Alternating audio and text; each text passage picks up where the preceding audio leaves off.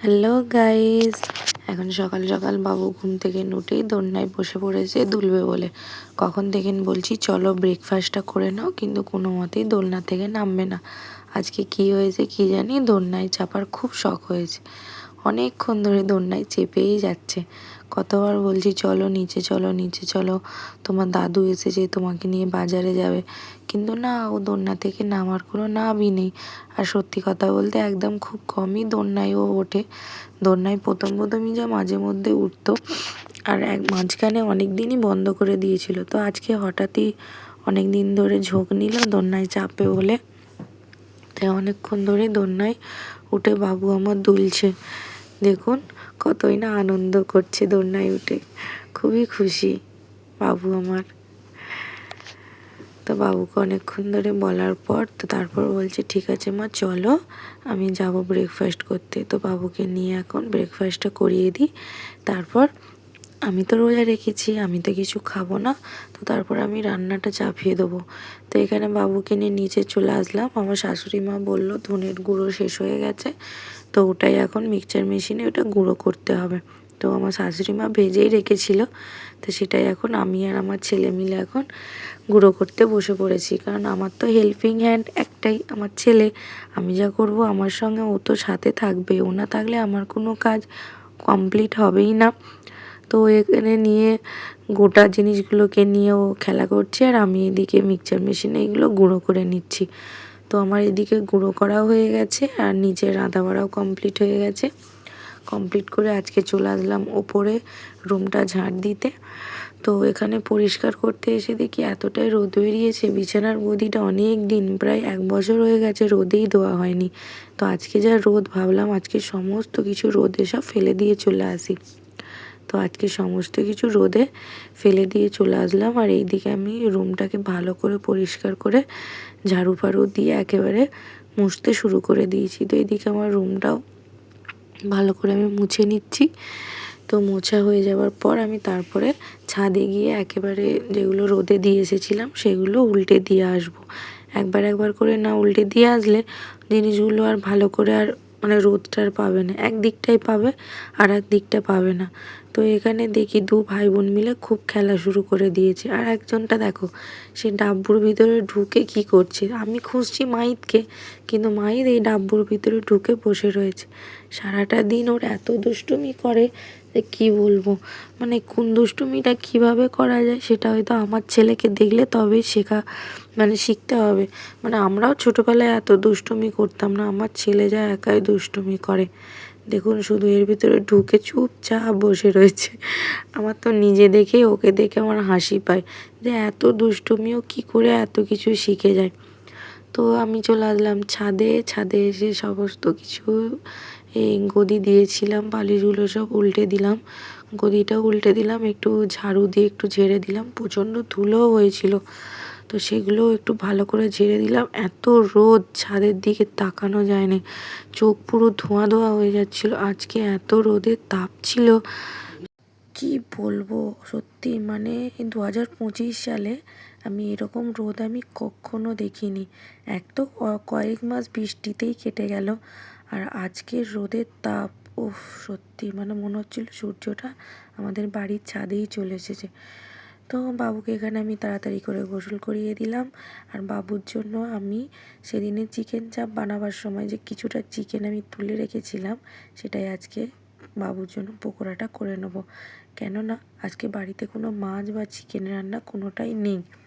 তো আজকে সেই জন্য আমাদের জন্য মাটন রান্না হয়েছে, তো সেই জন্য বাবুর জন্য আমি চিকেনের পকোড়াটা করে নিচ্ছি। বাবুকে আমি এখনও মাটন খাওয়াইনি, কখনোই মাটন আমি ওকে দিইনি, কারণ আর একটু বড় হোক, তো এখন একটু চিকেন খেতেই ভালোবাসে, মাছ একটু খেতে ভালোবাসে, সেজন্য যতটুকু পারি চিকেনটাই ওকে দেওয়ার চেষ্টা করি। তো খুবই কম তেল দিয়েই আমি এটা হালকা করে একদম ভেজে নিচ্ছি।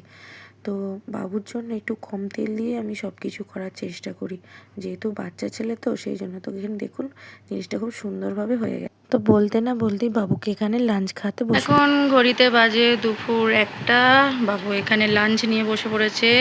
আজকে বাবু নিজেই খাচ্ছে, ও নিজেই খাবে বললো, আমি বললাম তবে খাও, নিজেই খেয়ে দেখো। আর আজকে বাবুর সব ফেভারিট কি আজকে করেছি, এটা কি পকোড়া। আর এটা কি? এটা ঢেঁড়স। কে খাবে? কে খাবে? এই লালটা? এটা লাল। আজকে বাবু আমার নিজেই খাচ্ছে, কতটুকু খেতে পারে খাক, তারপর লাস্টে আমি খাইয়ে দেবো। আজকে বিশাল গরম, বিশাল, মানে এতটা রোদ উঠেছে কি বলবো, তার উপরে হাওয়াও দিচ্ছে না, এতটা কষ্ট হচ্ছে। তার উপরে রোজা রেখেছি, ওই জন্য বেশি কষ্ট হচ্ছে, খুবই কষ্ট হচ্ছে। সকালের দিকে অতটা কষ্ট হয়নি, এখন একটু বেশি কষ্ট হচ্ছে। তুমি শুধু পকোড়া খেয়ে নিচ্ছ, গালে ভাত দাও। পকোড়া খেতে আমার বাবু খুব ভালোবাসে। সপ্তাহে একবার হলেও চেষ্টা করি বাবুর পছন্দ মতন কিছু বানাবার। আর এমনিতে ভাজাভুজি খাওয়া একদম বাচ্চাদের খাওয়া ঠিক নয়, তবুও মাঝে মধ্যে মাসে একবার 15 দিন ছাড়া বাবুকে দিই, তো খাই।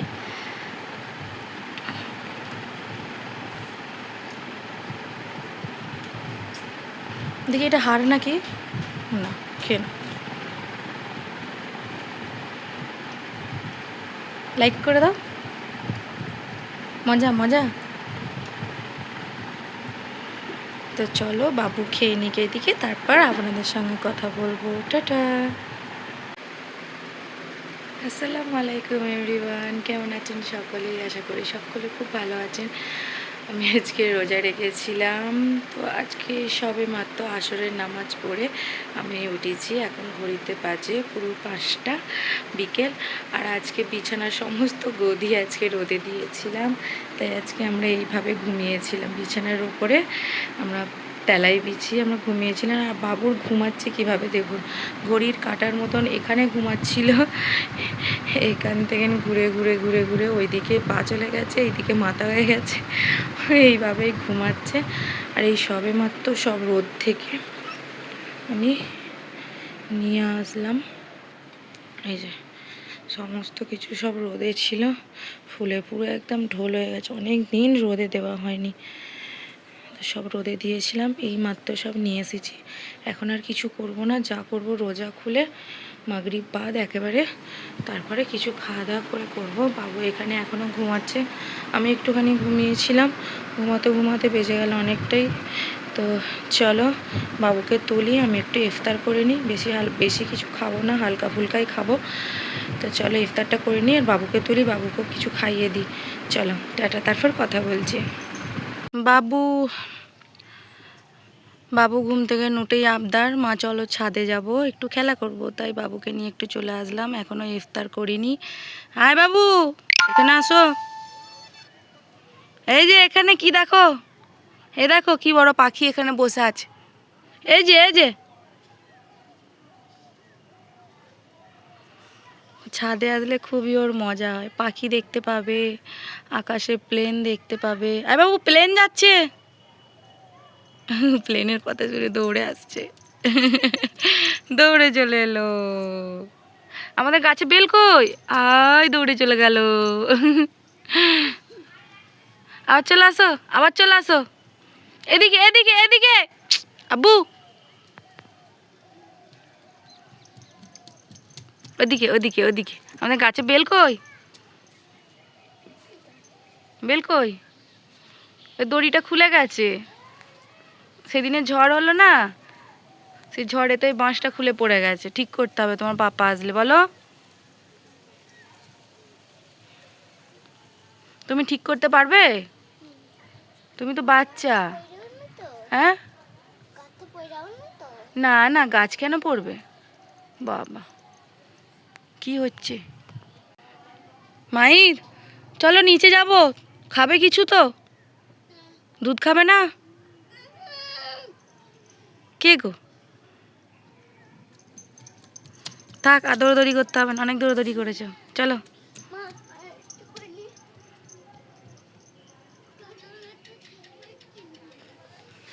আমি চলে যাচ্ছি,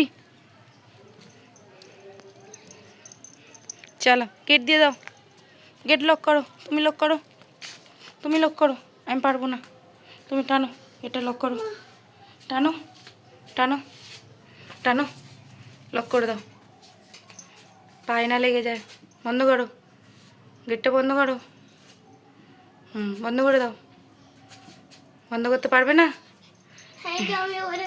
আচ্ছা চলো নিচে চলো, আমি বন্ধ করে দেবো, তুমি তো বন্ধ করতে পারলে না। চলো চলো নিচে চলো, নিচে। তো নিচে এসেই আমি এখানে ইফতার করে রেখে দিয়েছিলাম। এখানে আমার ইফতারে খুবই একদম হালকা খাবার ছিল, ছোলা, শসা, খেজুর আর কলা। তো ইফতারটা করে নিই, তারপর তোমাদের সঙ্গে কথা বলবো। তো এখানে আমি ইফতার করে নামাজ পড়ে একটু মুড়ি টুড়ি খেয়ে বাবুকে নিয়ে চলে এসেছি ওপরে, রুমটা গোছাবো বলে। মায়েদের পাপা আজকে বাড়ি আসবে, আমরা দুজনে খুবই খুশি। মায়ের কার পাপা আসবে? মায়েদের পাপা। তুমি হ্যাপি? তুমি হ্যাপি? এদিকে দেখো, তুমি হ্যাপি? চলো রুমটা খুব তাড়াতাড়ি করে গোছাতে হবে, কারণ মায়েদের পাপা খুব তাড়াতাড়ি চলে আসবে। চলো তুমি আমাকে হেল্প করবে তো? তো চলো ওইগুলো নিয়ে নিচে নাবো, আমি এটা বিছিয়ে দিই। চলো ওইগুলো নিচে নিচে নিচে চলেছো, নিচে চলেছো। হ্যাঁ না তুলবো না, তুমি খেলবে নিয়ে, ঠিক আছে? ওইগুলো নিয়ে আসো, এখানে রাখো, এখানটা করে রাখো। আরও নিয়ে এসো, আরও নিয়ে এসো, আরও নিয়ে এসো। হ্যাঁ ওই ওই একটা নিয়ে আসো। কাজ করো কাজ করো, এটা দাও, ভেঙে যাবে। তুমি তুমি চলে আসো নিচে, আমি বিছিয়ে দিচ্ছি। তুমি নিচে চলে আসো, আমি বিছিয়ে দিচ্ছি। চলে আসো, তুমি নিচে চলে আসো, আমি বিছিয়ে দিই। আমি বিছিয়ে দিই। আমি একটু রেস্ট নেবো তো, বলো। লাফামনি পড়ে যাবে। উফ, তোর একবার লাগবে, একবার হাতটা ভেঙে হয় না, এবার কিছু একটা তুই বিপদ করবি বলেই অমন করছিস। চলো নিচে নেবা আসো, নেবা আসো, নেবা আসো, নেবা আসো, নেবা আসো। আমি বিছানা করব, বুঝতে পারছো নি? নেবা আসো না। না তুলবো না, তুমি নিচে নাবো না। তো চলো আমি রুমটা খুব ঝটপট করে গুছিয়ে নিই, তারপর কথা বলছি। আমার রুম গোছানো কমপ্লিট, গোছাতে গোছাতে প্রায় বেজে গেল 8টা। আর এখানে বাবু ওর বোনের ফিটার নিয়ে, এখন এই বয়সে তোমাকে ফিটার খেতে ইচ্ছে করছে? ও যখন ছোট ছিল ফিটার ধরাতাম, একদম ফিটার খেত না, চামচে করে দুধ খেত তখন, এমন বদমাইশ ছিল, একদম খেত না ফিটার। আমাকে এত ছোটবেলায় জ্বালিয়েছে না, কি বলবো। চলো এবার পড়তে বসবে। মশা মশা তোমার হাতের কাছে, সবসময় কিন্তু ছেলে মেয়ে শুধু আমি বদনামি করতে থাকি। ছেলে কত বদমাইশ, ছেলে কত চটপটে, ছেলে এই ভেঙে ফেলছে, ছেলে সেই করছে, ছেলে ওই করছে। ছেলের ভালো দিকটা কখনোই আপনাদের সামনে আমি শেয়ারই করিনি। একদিন সময় পেলে সবটাই বলবো আমার বাবুর কথা। রুম গুছিয়ে আমি তো পুরো ক্লান্ত, ঘেমে পুরো ঝোল হয়ে গেছি। সত্যি কথা বলতে আমি যে এত তাড়াতাড়ি এত সাংসারিক মেয়ে হয়ে যাব যে কি বলবো। বাড়ির সমস্ত কাজ থেকে, রাঁধা বাড়া থেকে, রুম গোছানো থেকে, সমস্ত কিছু আমি একা হাতে নিজে হাতেই করি। তো বাবুকে সামলানো খুব সুন্দরভাবে করি। আমি নিজেকে নিয়ে আমি খুব প্রাউড ফিল করি। কেউ করুক আর নাই করুক, আমি তো নিজে খুব করি। আমি সত্যি বুঝতে পারিনি এত তাড়াতাড়ি এত কম সময়ের মধ্যে আমি এত কিছু শিখে গেছি, জেনে গেছি যে আমার সব কিছু করতে সুবিধা হয়। তো সত্যি বলতে সংসারে যখন কাজ করি বা রাঁধা বাড়া করি, তখন নিজেকে নিয়ে এত ভাবি যে আমি কী ছিলাম, কি হয়ে গেলাম। প্রত্যেক দিনে আমার এটাই মনে হয়, প্রত্যেক দিন সকাল হলেই খালি আমার এটাই মনে হয়। এসি চলছে, আমি তবুও ঘেমে যাচ্ছি, দেখুন অতটাই গরম হচ্ছে। রোজা রেখে প্রচুর কাজ হয়ে গেছে আজকে, কি বলবো। যেটা বলছিলাম, সংসারের কাজ করতে করতে আমি নিজেই কখন এত পরিবর্তন আমার মধ্যে এসে গেছে যে আমি কি বলবো। আর এই বদমাইশটা আমাকে খুব বিরক্ত করছে, আর এটাই আমার হাসি থাকার কারণ, এই মানিকটা। এই আসার পর থেকে আমার জীবনটা পুরোপুরি বদলে গেছে। আমার বিয়ের পর জীবনটা বদলেছিল, কিন্তু অনেক ঝড় ঝাপটা অনেক কিছু আমার সঙ্গে ঘটে গেছে। আর এই বাচ্চাটা আসার পর থেকে আমার হাসির কারণ হয়ে দাঁড়িয়েছে, আমার বাঁচার অক্সিজেন নিচ্ছিলাম, কিন্তু এই অক্সিজেনের থেকে ছেলে হয়েছে। তুমি আমার ছেলে হয়েছো তো, কিন্তু এই বাচ্চাটা হওয়ার পর থেকে আমার জীবনটা পুরোপুরি বদলে গেছে। আস্তে আস্তে ব্লগে আমি সব কিছুই আপনাদেরকে শেয়ার করব, আপনাদেরকে জানাবো। সত্যি কথা বলতে আমার জীবনে হাসিটাই চলে গিয়েছিল। আমার এই মাহির না হলে আমি হয়তো আজকে হয়তো এই ব্লগই করতে পারতাম না, আমি হয়তো পৃথিবীতেই থাকতে পারতাম না। কি বাবা? ছেলে হয়েছে? হ্যাঁ, তুমি আমার ছেলে হয়েছে তো। তুমি বলো না ছেলে মানে একে যখন প্রথম আমি দেখলাম, আমার কোলে নিলাম, আমার কাছে নিলাম, সত্যি কথা বলতে তখন আসল জীবন কি তখন আমি জানতে পারলাম। ছেলে হলে হয়তো সব মায়েদের এরকমই মনে হয়, কিন্তু আমার ব্যাপারটা একটু অন্যরকম। তো কি বলবো, পুরোনো দিনের কথা মনে পড়ে যাচ্ছে। অনেক অনেক অনেক কষ্টের দিন পার করে আজ আমি হাসতে শিখেছি। এখন কষ্ট হয়, কিন্তু কষ্টের পর কিভাবে হাসতে হয় সেটা আমার বাচ্চা আমাকে শিখিয়েছে। ওর জন্যই এখন আমি হাসি, ওর জন্যই আমি এখন বেঁচে আছি। তো আল্লাহ আমার ছেলেকে এইভাবে ভালো রাখুক, সুস্থ রাখুক। আল্লাহ আমার বাচ্চাকে অনেক হায়াত দিক, আমার পরিবারের সংসার অনেক সুখ ফিরিয়ে দিক। এটাই আল্লাহর কাছে অনেক অনেক অনেক দোয়া করি। তো চলো আমি একটু রেস্ট নিয়ে নিই, তারপর 8টা বেজে গেছে, এবার এশার নামাজ পড়বো, তারপর আপনাদের সঙ্গে কথা বলবো। আর আজকে অনেক দিন পর মাইদের পাপা আসবে। চলো, কার পাপা আসবে? মাইদের পাপা। কার পাপা আসবে? মেয়েদের পাপা ছেলে হয়েছে। মাইদের পাপা ছেলে হয়েছে। ছেলে হয়েছে? ছেলে হয়েছে, কাঁদো। আমার ছেলে হয়েছে বলো। তো চলো টাটা, তারপর কথা হবে। বাবুকে একটু পড়িয়ে দিই। এই ছেলেটা খালি কাণ্ডটা দেখুন। সবে মাত্র খালি আমি রুমটা গুছিয়ে খালি জাস্ট নিচে গিয়েছিলাম, এসে দেখি হাত কেটে ফেলেছে। দেখুন খালি কত রক্ত বেরিয়েছে, এখনো বেরোচ্ছে। এই যে, কি করে হাতটা কাটলে তুমি? ওখানে কি করে? কি করে? হুম? এই যে এই আলমারির এই ধার থেকে, এই যে এখানটা দেখেন হাতটা কেটেছে। বদমাইশটা এত ছটপটে না, একটু যদি হাতে পায়ে তিত থাকে।